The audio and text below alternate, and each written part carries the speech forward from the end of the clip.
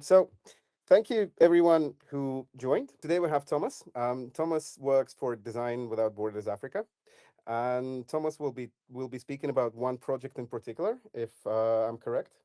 Yes. Um, this session is a little bit ad hoc, so we don't have as many people, which means that we'll have probably more time for questions than usual. Okay. Um, and yeah, I think we can start. Welcome and thank you for All joining. right. All right. Thank you guys so much for having me. Um, yeah, as Misha had said, my name is Thomas Ivale. I'm from a small tribe in eastern Uganda called the Mhm. Banyole tribe. And yeah, I'm happy to be here. Without further ado, I think let's get started. Um, so today's sharing, I'm just going to give you a couple introductions about myself and my background, as well as the current project we're working on, a few process photos, and also takeaways and next steps and things that I've learned from this journey.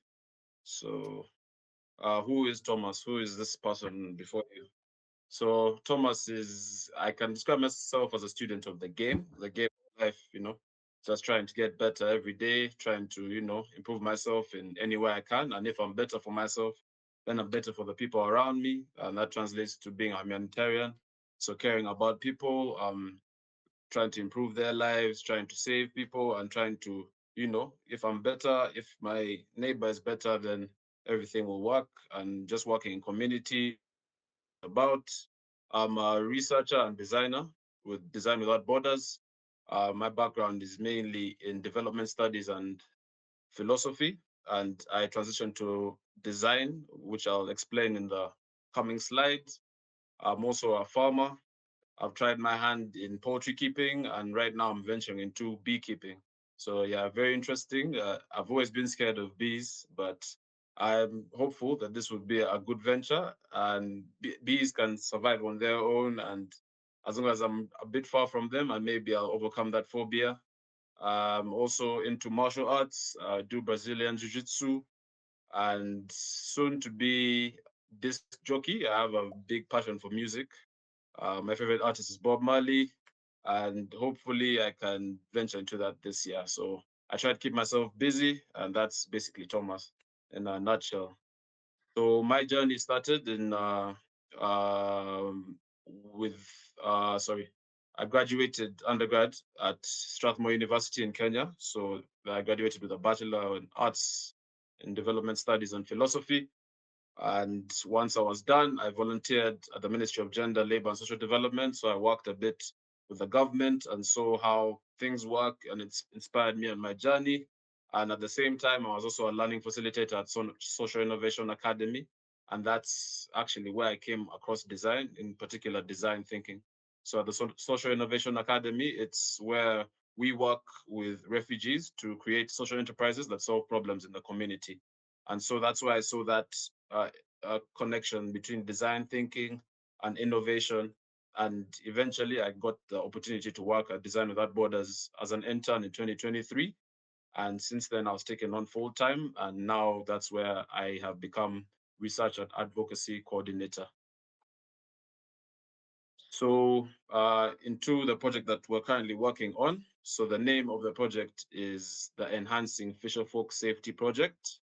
And this is to do with protecting fishermen from the problem of drowning. Drowning has become a very big epidemic, not just in Uganda, but in different countries in Africa. And due to the access and use of water bodies, both for fishermen and transporters, there are always incidents that happen.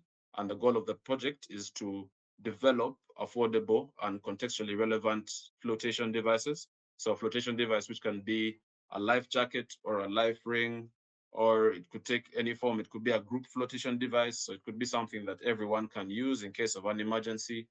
And also, one of the other goals is to improve communication and comprehension of weather information amongst fisherfolk. So, how the weather information gets from the Department of Meteorology, which is the body in charge of disseminating weather information, to the fisherman, and how effectively can that work? Can it be through a certain medium? Can it come at certain times? And once these two goals are are tackled, then it will also lead to positively influencing the behavior of fisherfolk to opt for safety measures. Because right now, the fishers might not trust the weather information they receive, or they might be less inclined to buy a life jacket because it costs a lot of money. And hopefully, at the end of this project, we would have positively influenced their behavior and make them adopt better safety habits and take those measures even before they go out onto the lake, and while they're still out on the lake, also to return back to the water when they understand the gravity and magnitude of what it means to lose a life, and also it could affect the rest of the community, especially their immediate family and the boat owner and so on. So for this project, we're working in these districts. So what you have here is the map of Uganda, and this is Lake Choga, right here in the middle, with the districts marked A and B. So A is Soroti and B is Serere. Then on Lake Victoria, which is down here, we have districts marked C. C is Mayuge. And when you go further down south, you have D, which is Masaka, E is Chotera, and F is Rakai. So these are the districts that were identified by the Makerere School of Public Health as having very high cases of drowning. So starting from Uganda, it was reported between the years 2016 to 2018 by the Makerere School of Public Health that 2,066 cases of drowning had happened in those years. And also on a global scale in 2023, the World Health Organization reported an estimated 236,000 annual deaths worldwide. So these are very staggering numbers, and the numbers are only increasing if the fisher folk do not take safety first, and we are here to help them with that. We're here to design systems and also products that could help bring this number down, and resultantly, hopefully, everyone is safe to use the water. And out of these incidents, 95% of those involved were not wearing life jackets, and 58% were attributed to bad weather conditions. So due to different factors like the life jackets being expensive, or if the life jackets, sometimes you have to travel very far from the landing sites. Because if you go to the map, you'd see Kampala is around here. And now if you're trying to get quality life jackets, most of them are in the capital city. So it's harder for them to travel to the main towns to get the life jackets, which could be a problem of access and also a problem of cost. So we are currently tackling those issues in the slides that are coming up. I'll explain that further. So what we're doing right now is using human-centered design to save lives. So in my own words, because there are many definitions for human-centered design, but I hope this one does it justice. Human-centered design is a creative approach to problem solving that starts with the end user and ends with a tailor-made solution to fit their need. So everything surrounds the end user. They inform the whole process. So by the time you develop a solution, it has to fit them. It's true to their context and it's organic. It's something that they can relate to and something that they can be able to replicate by themselves or as they go forward. So pointing towards sustainability. And this involves understanding the fisher's need and circumstances, as well as constant dialogue and refinement with fisher folk.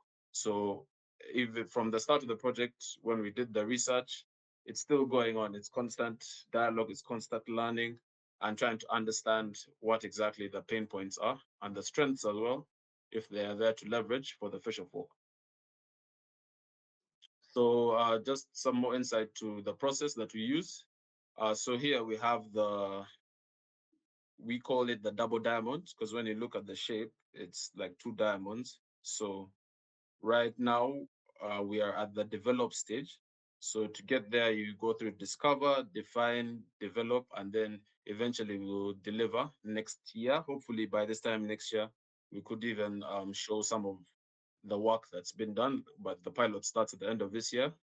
And I'll go through the discover, define, and develop phases in the next slides. So discover, just trying to understand the people, the needs and context. So practicing empathy, stepping into their shoes and understanding what exactly the problem is, which could change because you could come with your own bias, you could come with your own thoughts. And when you realize that, oh, okay, this is what they're telling us, the problem could change, it could get further defined. And once that's done, you go to define exactly what it is. So you interpret the findings, you gather all the data. We would sit down for long hours as the team. We try and sieve out what's important, what are the main key points. So continuous discussions internally, as well as still with the community, because whatever we gather, we have to confirm with the community. They're the decision maker in that process. So once that's done, you go to the develop phase. So the potential solutions, you generate ideas, prototypes to tackle the challenges defined. So here is where you go wild with everything. And if you notice, as the diamond gets wider from discover and narrow and defining, it also goes wider on develop. So you just have to go crazy with the ideas. We have to make sure the fishers are able to generate as many. So we have a big sort of idea bank, and we can always refer to it because the ideas could change or they could complement each other. So we always have to have the ideas stored as we proceed to concept development and testing. Then once we've tested the solutions, we run the pilot and refine the solutions. So we do test cycles. Right now we're in the first cycle, which we came back from about 2 weeks ago. So we're testing some of the solutions, and hopefully we can get to refine them even further. We have a trip coming up in June back to the communities.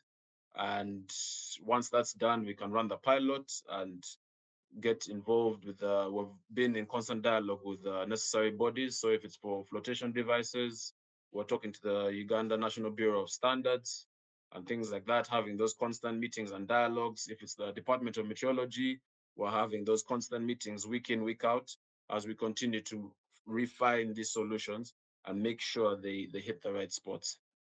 So that's the double diamond. So the 4Ds: discover, define, develop, and deliver. So the discovery phase, we'll get into now the different processes of the project. So the discover phase, in some cases, can be described as the inspiration phase. It involves immersing yourself in the context of the people you are designing for, practicing empathy, step into the end user's shoes, try and see things through their lens, and there you get a better perspective on the problem you're trying to solve. And notably, we always have to ask for consent. We don't just storm in. It's not right to just walk into a room and start taking pictures and taking data. You follow the principles of research ethics and maintain confidentiality. And we go into the field moved of all bias. So just free, open to anything, open to finding whatever. And once you have an open mind, then the sky's the limit. You can get as much information as possible. So here's some process photos from the discover phase. So here we have focus group discussions with fisherfolk. So the fisherfolk include fishmongers, community elders, community leaders. So in this picture, you can see one of the research assistants, Step, was invited into the house of the fisher. He had his whole family and a few more people there. You have discussions, you try to ask questions, you try to probe not just around drowning, but then you probe around different topics like what's the living standard, level of income, and the social economic factors as well. Here on the right side, you have a picture where we're talking to community leaders. So you speak to the community leaders, and some of them also we have the Marine Police. So they'll tell you some of the incidents that have happened. They give you a history of things. They'll tell you what has worked and what has not worked. So gathering as much data from all these different stakeholders, and this gives you diverse or multi-dimensional perspective on things, since you have everyone's input on the problem. So also in the discover phase, here we have, that's me over there, gathering data on the months with the most turbulent weather conditions. So remember, we're trying to improve weather information systems. So we try and document the different seasons. And right now it's a bit tricky because with the climate change issue, the seasons start to change, and the fishers also express that. They say, oh, it used to rain a lot in December, but now it has stopped. It used to be very hot in January, but now it's raining. So trying to get those different findings and trying to understand the calendar and weather system. Here we have a dialogue with a fish trader, also speaking to people who are within the sphere, the stakeholder sphere of the fisher. It might not be the fisher himself, but the fish trader has information, which is also very valuable. He's the one who receives the fish when the fish has returned to the shore. He can tell you the different times which they go out to fish, the different types of fish they catch. And all this is valuable information because you now start to see the patterns. Because you'll see that with the night fishing, the people who go during the night, they're going to fish certain, it's called a silverfish, very tiny fish called mukene. And also there's the risk of going to fish at night because there's low surveillance on the water by marine police and things like that. So it starts to uncover even more information that's valuable when you're now trying to see how to deliver the weather information at the different times of the day so that fisher can be informed even while they're out on the water that, oh, tonight it might rain, so I need to go with a life jacket, or I need to be go in a group with my friends because there's also that communal sort of bond and they move together in groups. So if they take those safety measures as well, it would help them. Here also you have a role play activity. So we use role play to bring out some of the information we need. So we would ask the fishers to draw a boat on the floor. You can see the chalk over here, some of the equipment they use. So you just have to improvise, use some cups. That's the scooper that they use to lift the water that enters the boat or to store fish. Sometimes they use a jerry can as a backup flotation device for people who can't afford. This has also been identified as a design opportunity that we can be able to design flotation devices that incorporate jerry cans. So since these are always readily available in the community, this was valuable information for us to know. And the fishers would also sit in a certain order that would see, okay, there's maybe two fishers who sit, there's a coxswain, coxman, and then maybe a pilot, and we start to see the formation and how they go out to fish. Then it would also involve interrogating the current flotation devices in the market. So here we have one of the community elders was telling us about the life ring and why it's important, why he prefers it to the life jacket, for example. And then also the different fishers in the room would listen and chime in, give more information that would help us further gather as much data as possible. Then go to the next slide. Then we had a couple of interviews with the tailors in the community. The tailors are a very key point for us because once we've been able to develop the flotation devices, they have to be able to be made by the tailor. So right now we are providing materials to the tailors to be able to make some of the designs that we're coming up with. Right now they're not ready to show, but hopefully in the coming months I'll be able to share in the community chat and with the rest of the team. But we have to speak to the tailors and they'll give us the experiences they've had. If it's to deal with fixing flotation devices, we will get some valuable information on that. This specific tailor here was able to make a flotation device by her own. Like someone would come and request and say, oh, I need this flotation device made. So she would tell us as well how much it would cost, what would be involved, and the length of time. If it takes 3 days, if it takes 4 days, she was able to make one out of jerry cans, which was pretty impressive because you now start to see the positive deviance. So the people in the community who are already coming up with solutions to the problem of drowning. So that's also very inspiring to see in this phase. And then here's a picture of a low quality life jacket in the market. So you can see the standard already. This is not something someone would trust even when they look at it or want to wear, but it's what's available. And it costs about 20,000 Uganda shillings. So if I'm to do the math, that's about $4 to $5. So it's the cheaper costing flotation device, but it's not the most reliable. And funny but sad enough, there were some quotes from the fishers that were saying, this is a flotation device that you wear if you just want to be identified on the water when you've drowned. So there's not so much humor in that because people would laugh, but it's a very serious issue that this is what's readily available and it's not up to standard. So it's our job to come in and fix this. So from all that information we're gathering, we're able to come up with the journey map. Um, can everyone see this journey map? Yes. Yes. Yeah. Okay, cool, cool. So the journey map informs the what the fisher does, his daily activities, and at the different timestamps. So while we're collecting the information, we had the information gathered, and also while we're doing the collection of data, there was one of our designers, Nora. She's very talented. She was able to sketch some of these things, and we further refined them with another one of our communication designers, Elsie. I have to big them up because they're a great team. They're very good at the visuals. So she did the visuals for the journey map, and you see the different timestamps from when it's 5 a.m. to 8 a.m. The fisher sets out to go out into the water. They usually take about 2 hours to reach the fishing grounds and preparation. So setting out the nets is also a process. And here you have the different hazards that are highlighted in the orange boxes. So there are certain things that also are not within our scope, but happen in the journey. So if a fisher goes out to fish and then there's a floating island, so their boat can get trapped.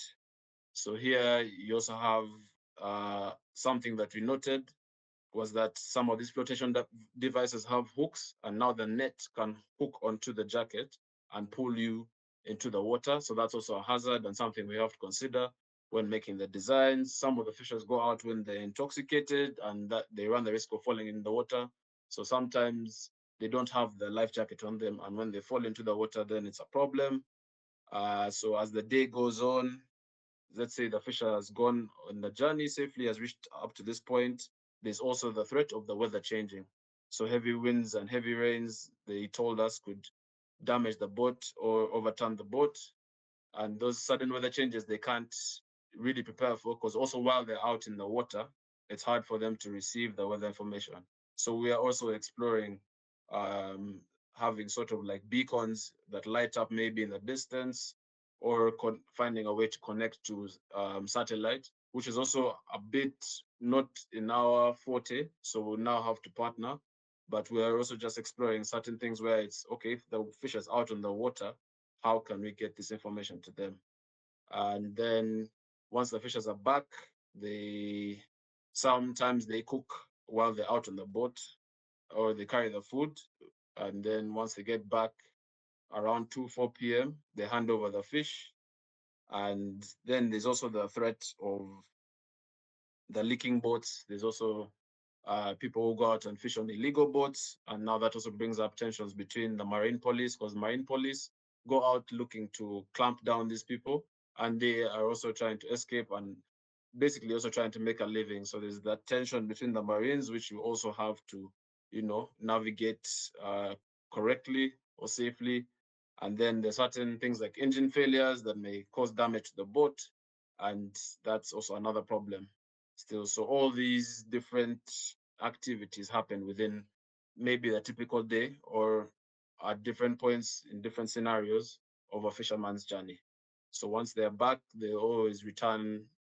A lot of the times they either have boat owner who now they hand over the fish to.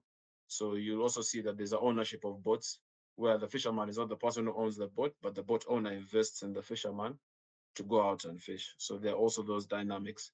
And that's an important dynamic because here in this stakeholder map, so what we have here is the different people that that influence the fisherman at different levels. So here we have the immediate sphere, so the stakeholders like the boat owner who I've just spoken about, and then also the family, because this is the usually the last people or first people the fisherman sees before he heads out, and also when he comes is always reports to his family. And also part of the process of a fisherman is to leave money at home, or buy food and make sure everyone is fed before they go out into the water.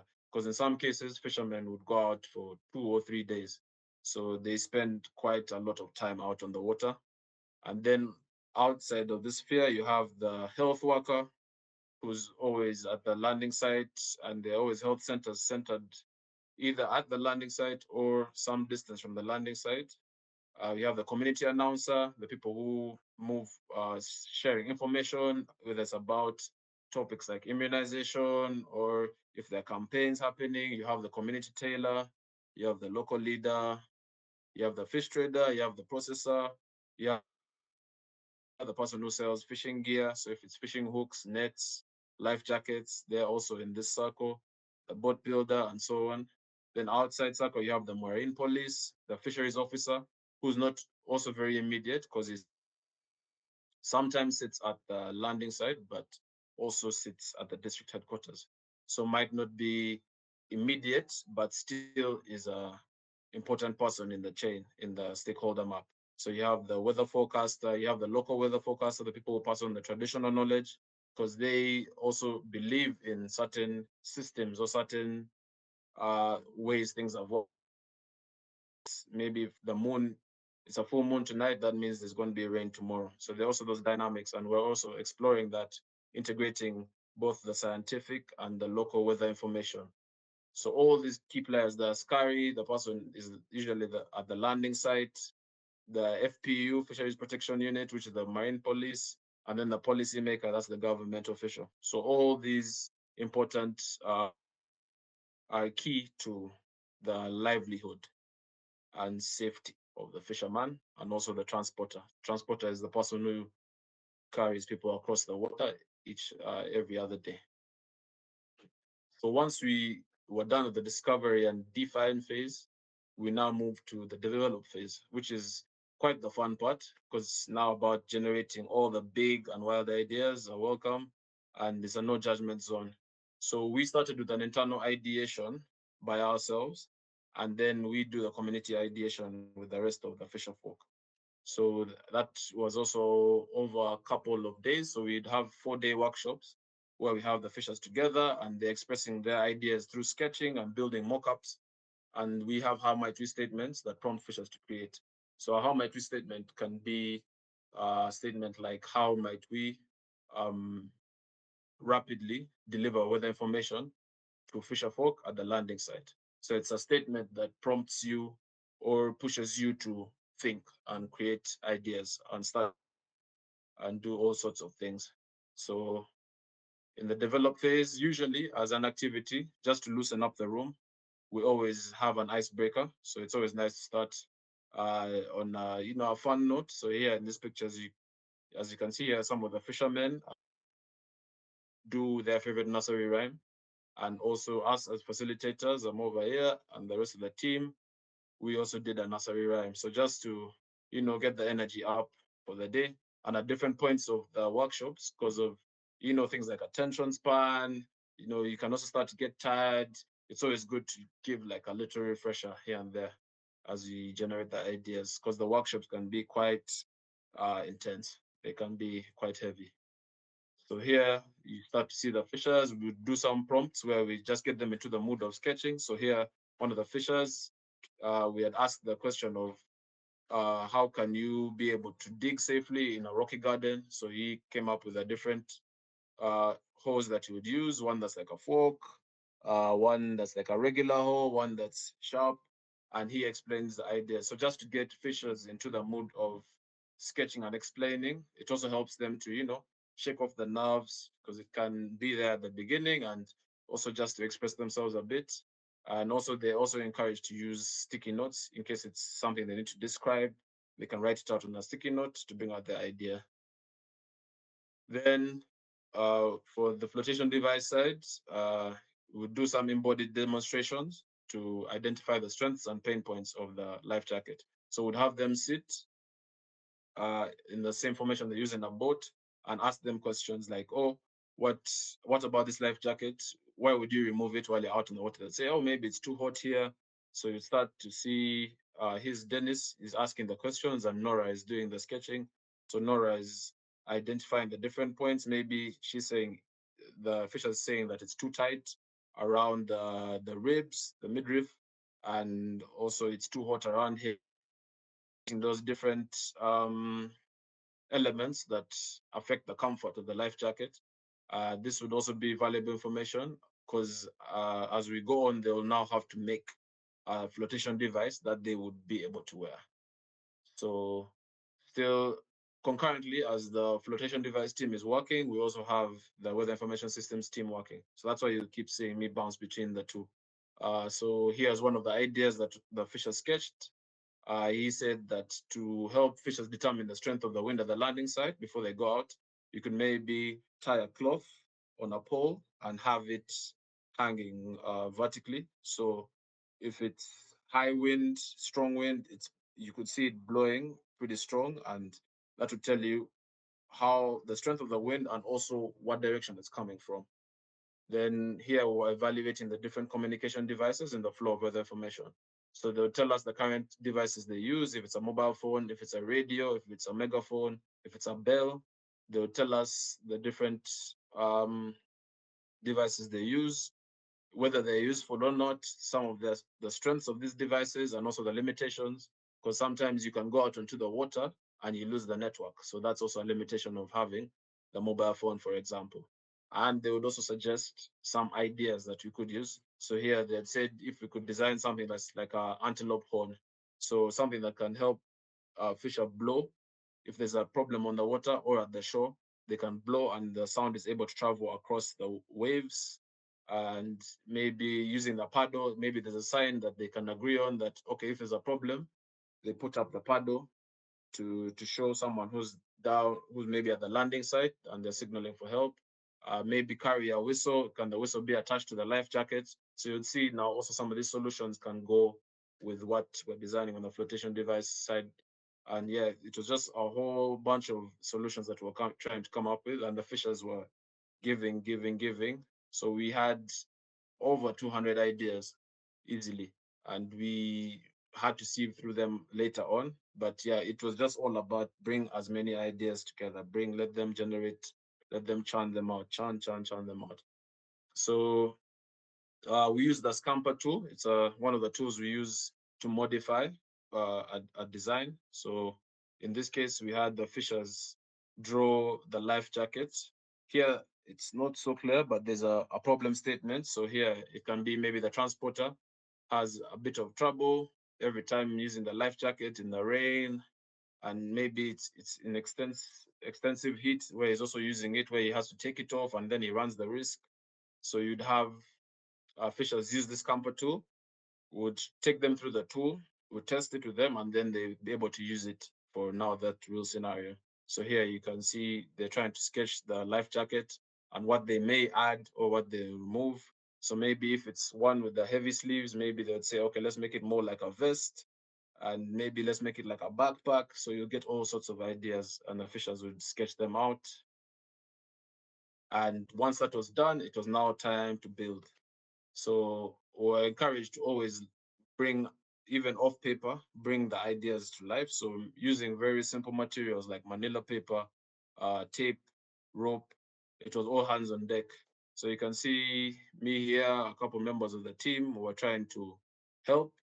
The fishers put these mock-ups together, and basically the fishers were the designers, and we were just there to support, just there to facilitate where need be. So they were the drivers and we were the co-drivers.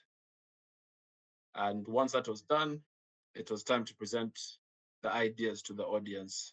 So presenting the ideas to the audience, they all had about 10 minutes to describe their idea. So over here, it was a group flotation device. So something that's built like almost like a triangle and has hooks on the side that different people can hold on to in case of an emergency. And they would explain how it would work. And if it came to acting out the different scenarios, don't worry, I know you can see people on the floor here, but nobody was hurt in the process. You They'd have to do maybe like a skit, a 5-minute skit, explaining the idea. So it was good fun, and it was good to see the growth and the level of ideas that the officials had reached, and also to see them so excited and so engaged in the activity. So just to close, my takeaways from this so far is the power of Ubuntu and the close-knit nature of Fisher folk communities. You can start to see how dedicated they are, how united they are. Whenever they have a problem, they always come together to discuss, to find ways to build solutions. And this is really inspiring to see, because even sometimes they check check in on us. They send us messages. They're like, "Hey, when are you guys coming back? We want to see how far the solutions have gone." So you can see the commitment they have, and they're also really trying to eliminate the problem of drowning, because it really hurts when they lose focal community members to the problem of drowning. So you can see their dedication to sorting out this problem, and it's just also inspiring for us to see, for me to see as a designer. Then it's always the constant learning and gathering more findings with each interaction.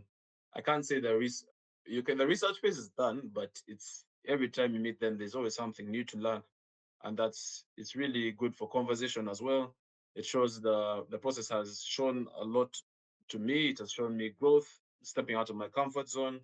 You know, I struggle with public speaking every now and then, but now I'm able to, step forward, facilitating a workshop, and that's always good. And it's also shown me that definitely design is a tool for impact and change. Human-centered design is going to do wonders. It's doing wonders right now, and I think that's the new, or it's been existing, but for me, since I'm new or relatively new in the design space, it's it's the way forward. Definitely, it's something that works. It's something that's true to the context. It's something that's organic. It's something that has to be considered. You can't just come up or identify a problem and then go and sit in somewhere in your office and say, okay, now this is the solution. No, it has to come from them. It has to make sense, and it has to fit. So yeah, that was just a really nice photo I found from one of the workshops. And yeah, thank you everyone for listening. I'll bring the presentation to an end there, open to questions. Yeah, thank you so much. Thank you so much. This was super fun. I do have a question, but I prefer to go last. So if anybody else has them, please go. Cool. Maybe not. Mm. Mhm. I do have a question, if I may go. Nice. Cool. Thomas, thank you so much for your presentation. I joined in a little late. I was confused with the time zone. I'm over here in the East Coast, in the US. But Okay. I just want to say, just through your pictures and through your process, I think it was quite evident how deeply embedded you were in the fisherman community. I think it's uh, just beautiful to look at just that, the relationship that you built with them, even them saying that, hey, when are you coming back, and checking in on you, instead of the other way around where you're reaching out to them again and Yeah. being like, hey, can we do this again? We need to check new results or something like that. So I think one that is difficult to do because a lot of the times research comes across as very extractive. So I'd like to understand, how did you first uh, engage with them initially, just that first communication, and how did you over a period of time build this relationship, and also how long was this project in terms of months and years? Because clearly, like in the pictures, they seem quite enthusiastic to participate and be with you during all of your exercises. Oh, okay. I Thanks, Meda, for your question. So maybe to start with how long we've been doing this project. So it's still going on. We've been doing it since 2023. So it's still running. It's due to end in 2027, probably around 2027. We'll do the pilot in September. So with the Fisher Folk community and how we were able to engage them, we had to follow certain protocols. So you would reach out to the district officials, and then the Fisher Folk community always has a landing site chairperson. So that's the person you speak to even in that meeting, the consultative meeting with the district official, and they'll tell you, you explain to them exactly what you're trying to do, and then they'll speak to the fishers. So they're like the head of the fishers. So if the fishers chairperson is not on good terms with you, it's very likely that the fishers will not be on good terms with you. So that also irons out things. And initially, when we had started, they were a bit confused by what we were trying to do, because they would think, these guys are just coming for give us information and nothing. So they would also just want the compensation. But when you constantly, like let's say every other 3 or 4 months, would keep on going to the communities, checking in, constantly getting information, and then they start to appreciate. So it was a relationship that was built. I wouldn't say from the beginning it was straightforward, But now once they start to see, and also we had a stage where we identified a design community advisory board. So there are 25 fishers. Usually over the interactions, you start to see fishers who are more interested. There's some who will probably drop out. There's some who are more interested and willing to learn. So we always identify those 25 and in the hope of they will ripple that effect to everyone else. So we always work with that design community advisory board, that 25 per district. And that helps also push our agenda in the community. So it's, I wouldn't say it has been straightforward, but over time it has grown and grown. And then because design is quite interactive, that's where they start to have fun with it. Sure, thank you so much. It really reflects, I think, maybe just you and your team and your energy must have also been in then just persistently going back. I think this was a great strategy. Thank you for sharing that. Thank you. I appreciate it.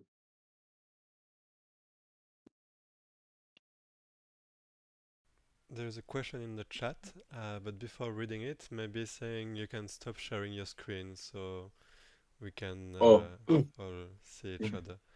The question is from cool. Olivier and it says, are you planning to explore more solutions related to the research you conducted? Yes. Interestingly enough, we've gotten sort of we've been reached out to from different organizations. So if it's now about sustainability, so social economic livelihoods, and if the fishers are not able to go out to fish, what can they do in their free time? So we're also exploring maybe sustainable models where is it they'll start to add money to a pot, for example, and this pot that they all contribute as fishers can go to maybe planting some food, because it's essentially why they go out into the water is to provide for their families. They look at it as a bank and they're like, I'm going out to fish so that I can get money, I can take my child to school. So if we can find those alternative sources of income, we are trying to do that as well. So based on this research, it will also help us inform that.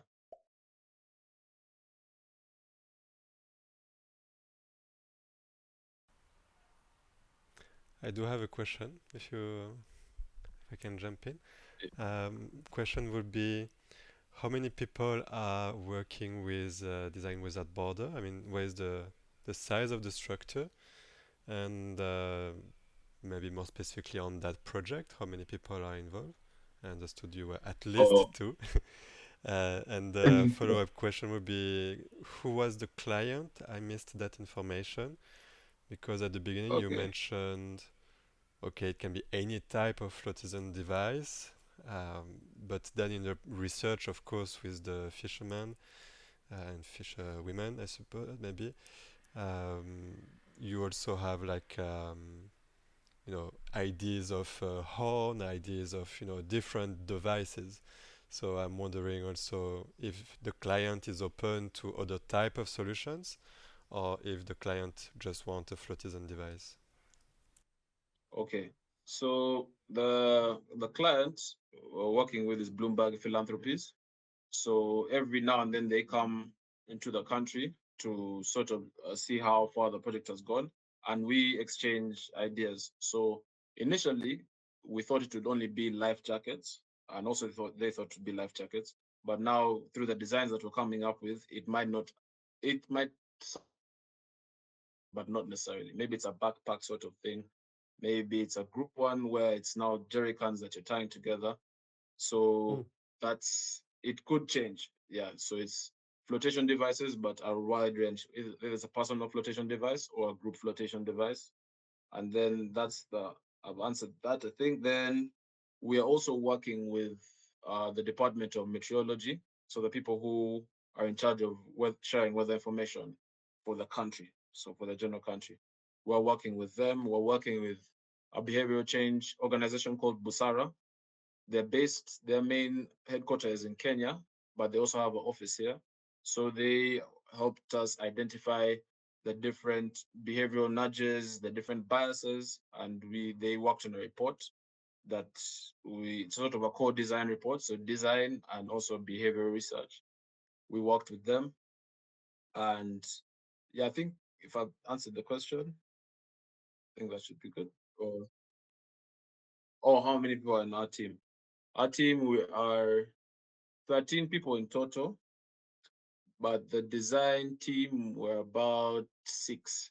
So there's people who do the design work, which is now the research and stepping out in the field and building. And then there are also people who do the marketing, the people who do the communications and things like that. So, but everyone has to do the human-centered design process or go through the class. And so in any situation, you'll be called upon. So it's you have to be flexible in that way. I think I can go. I was trying to thanks a lot for the talk, by the way. As Yes. once again, I was waiting for a long time to ask my questions because I have two, but we do have time, I think, so I think I can. Um, One is a follow-up to something that Meda has touched upon, and I'm actually like very, very curious. So you build this relationship with the fishermen, and as far as I understand, the actual activities were quite saturated, as in it was probably like I'm not sure, I maybe I missed that, if that was like a several day workshop, if that were or if that was like a several kind of meetups or several workshops over the course of some time, but it still feels like a very like packed activity, like in terms of, like they come in and they do things and then they go about on And their then on their lives. And I'm curious, do you have any plans for kind of like, since you build this relationship now, like do you have any plans for working with them together in the future? Maybe when you deploy, maybe when you release and launch. Like what are your future plans to how are you going to go about that relationship and about that collaboration? uh, yeah, good question. Because yeah, the nature of the workshops, how it would happen is we would start with a test district. So Mayuge is on Lake Victoria. It's central, and the other districts are in the south, and there's some in the north. So we'd always start in Mayuge, then we split. So once we do the workshop in Mayuge, we refine and then go and replicate in the different districts. So this would happen over a period of days. Let's say it would be at the landing site for 2 or 3 days. So that would be 3 days of the workshop. But then now would use one day for observations. There'll be other days now where the fishermen take us around and show us what has changed and things like that. Or if there's a new person who has joined, maybe a leadership role in the community, would now also update them as well.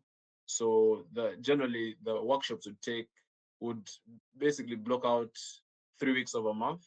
So 1 week you're in the at the landing site, then that week in between you come back to Kampala. We work on a few things, we refine, then we spread out again and go. So it would usually be 3 weeks of a month and in due time. So we do a lot of preparation for that because it will also be a lot of all hands on deck. There's a lot of people out of the office and that would take quite some time. So they'll be intense and draining, but yeah, once you start to see the solutions come out, it starts to make a lot of sense.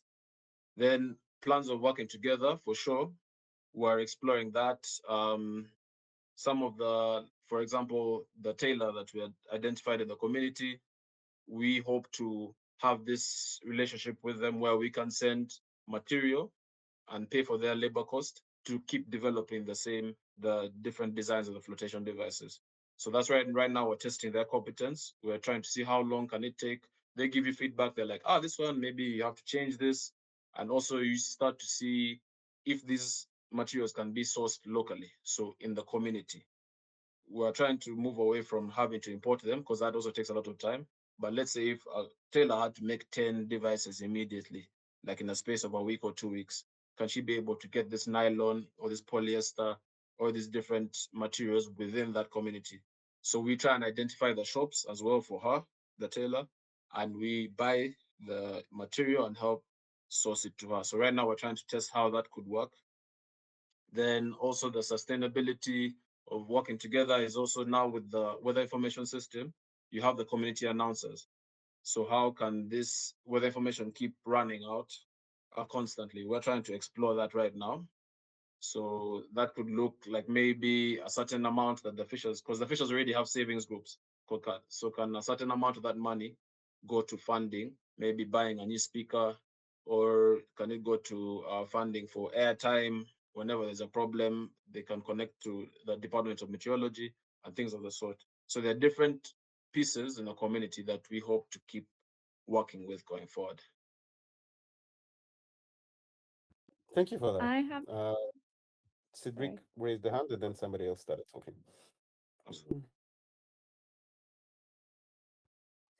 Sorry, Mr. I interrupted you. Thank you very much, Thomas. I mean, your workshop and conversations, well, workshops and conversations with the community have obviously had an amazing effect and has sort of created a very tight knit group working on this subject. I'm just wondering, just sort of now that you've been talking about a bit more about the end product, have you already thought about what would be the end user's budget for an eventual end product, and how restrictive will this be? Are you potentially thinking of an external company, charity funding this? I'm just wondering what your thoughts are about that. Okay.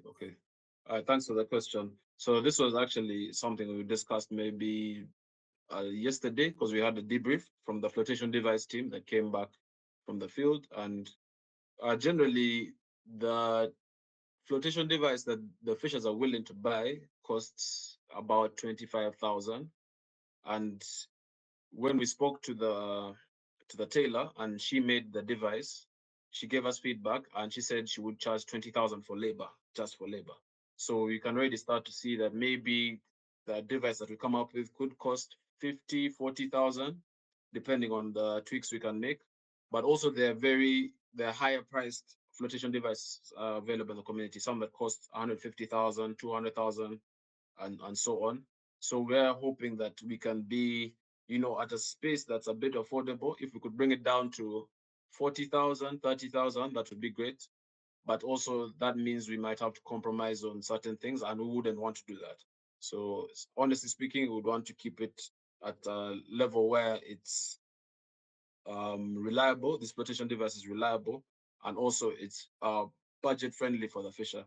So we're also exploring ways how it can be a structured payment plan.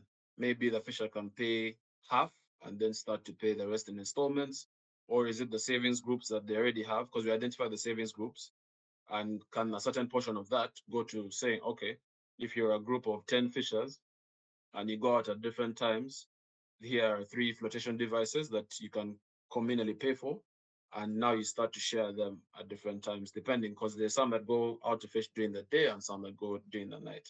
So we're exploring those models as well. I have to Okay. jump in here quickly. Sorry, just for the audience, I'm pretty sure you mean Ugandan shillings, right? Because you didn't specify. Oh, right. Yeah, Uganda So- shillings. Yeah. So which is the rate is $1, let me say US dollar is 3,500 Uganda shillings. So yeah. Okay.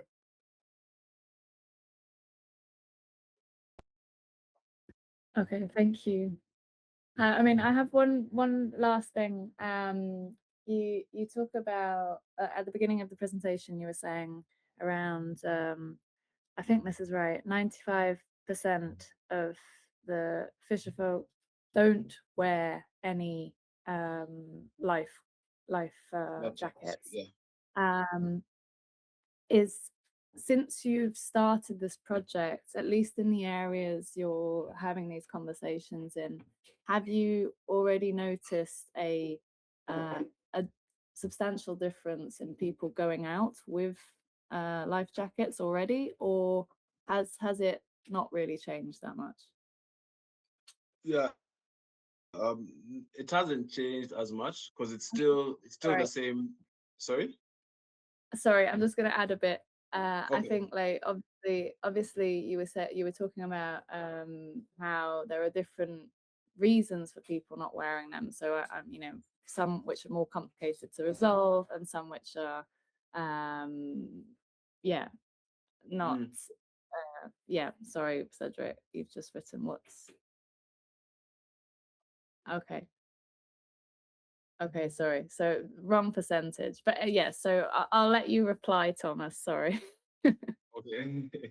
No, it's okay. But yeah, it's the changes that we've been able to observe. To be fair, the fishermen are quite, they take a lot of risks. So it's still the same flotation devices in the market and they're not willing to pay for them. But they also sometimes they see the weather conditions. When the weather is bad, they're tempted to go out still because they'll give the reason that, oh, while we're out, the fish come the fish comes closer to the water because of the waves. So they have certain behaviors like that, which we're now trying to tackle with the behavioral change interventions. So like I said, the team from Busara is working on that, and we are now trying to see how we can sort of start to influence them in a positive direction. So now that could mean with, for example, the payment plans, because sometimes it's someone doesn't want to the burden of the cost of the flotation device. So maybe what if you reduce the price and make it communally owned? Will that change their behavior towards it?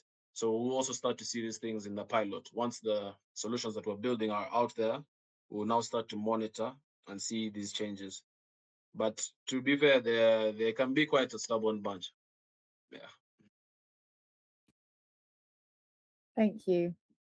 I Right. think it's time is the thing everybody needs, isn't it? Time. Yeah. Just have to be patient. Yeah. Talking about time, we're 5 minutes over time. But I do remember Cedric raising her hand. I thought maybe we can take a few more minutes, but of course, if you have to go, just say it. And actually, thinking about that, I wanted to ask a very work-related question, like, okay, what about humanitarian aid? Do you have specific approach to interviewing people with trauma? And but maybe let's not. I mean, I don't know if we can jump in on that, but maybe as another question that is a bit more conclusive. Do you feel, because you share a bit of your journey, do you feel at the right place in your job right now? At the beginning, you really highlighted how you wanted to play the game, you know, like being part of society and being helping people. So, you know, we have a lot of designers in our community who would like to make a step towards jobs a bit more aligned with their values. So, for me, it seems that you are pretty much aligned, but I'm just asking you the question, like, how do you feel with your job right now? Are you happy to work on those projects? And Yeah. I'm excited to work on these projects, helping people. That's what I'm passionate about for sure. Um, I hope to do my master's in design for social impact. I'm also trying to see if I can do a design course that helps me align more with impact related work. Um, I'm happy to be part of this community as well because now I get to speak to different designers in different contexts as well. So I see, because we're facing the different, okay, similar problems but in different environments. So it helps that I can network and meet with people like this. But for sure, this job helps me. It resonates with me. It resonates with what we're trying to do. Also, because we are the only design studio here in Kampala. So that's also another thing. It's a lot of work still because we keep getting all kinds of things. We're trying to apply for different opportunities, but it's something that every day I get up, I'm motivated to do for sure. Yeah, and it's a good group of people. The team is great. Everyone is pulling their weight. Everyone is trying to chip in here and there. So for sure. I'm I'm happy where I'm at. I'm also happy to, learn from you guys. It's been, yeah, how long? Like 3 weeks. I'm relatively new. I was just telling Misha, I'm even just trying to get used to the Slack platform. But yeah, it's all good stuff.